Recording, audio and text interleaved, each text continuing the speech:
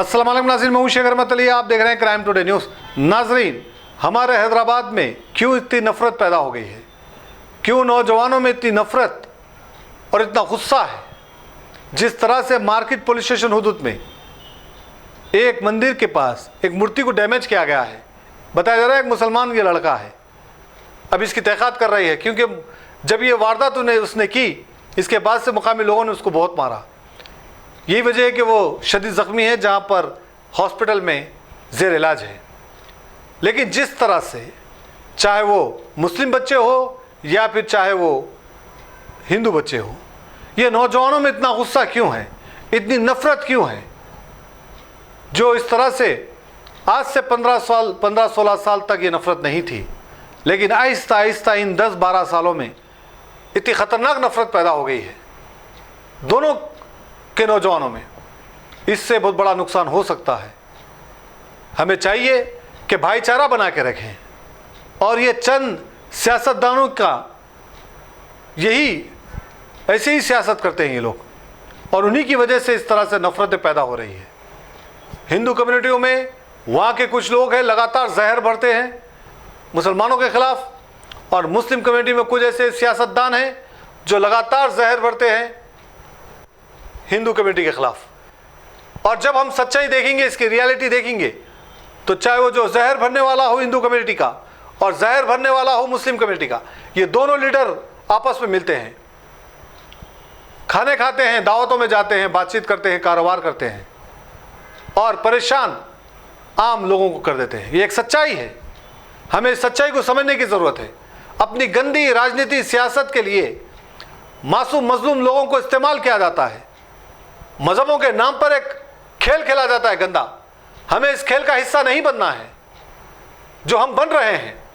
और जिस तरह से नौजवानों में गुस्सा पैदा हो रहा है, जिस तरह से एक नफ़रत पैदा हो रही है, ये ठीक बात नहीं। आने वाले वक्त में और ख़तरनाक ये चीज़ साबित हो सकती है। दोनों कम्युनिटियों में इसी तरह का गुस्सा पाया जाता है।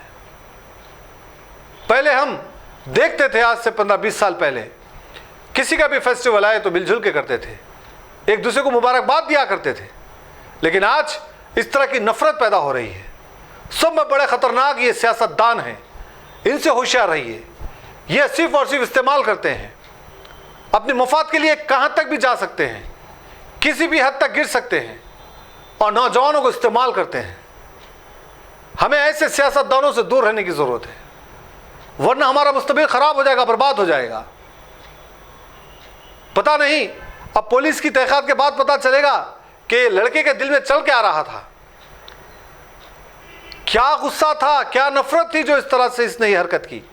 क्या चोरी की नीयत से ये आया था या फिर वजह कुछ और थी? बहरहाल पुलिस तहक़ीक़ात कर रही है, लेकिन ये आइंदा नहीं होना चाहिए। चाहे वो हिंदू हो या मुस्लिम, एक दूसरे के मज़हब का एहतराम करने की ज़रूरत है। इस्लाम अमन का पैगाम देता है,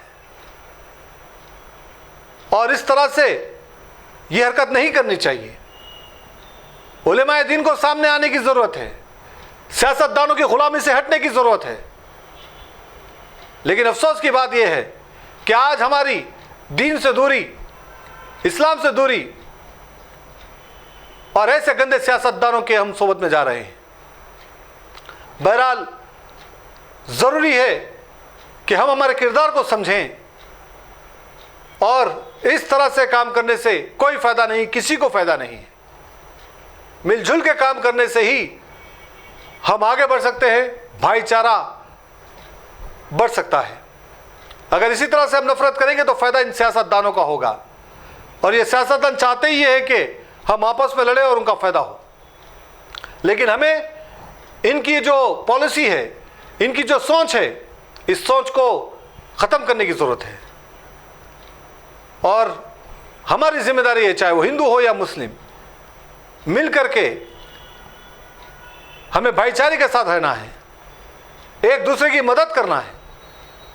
तभी जाकर हमारा स्टेट, हमारा शहर, हमारी बस्ती, हमारा मुल्क आगे बढ़ेगा, और ऐसे सियासतदानों का खात्मा होगा।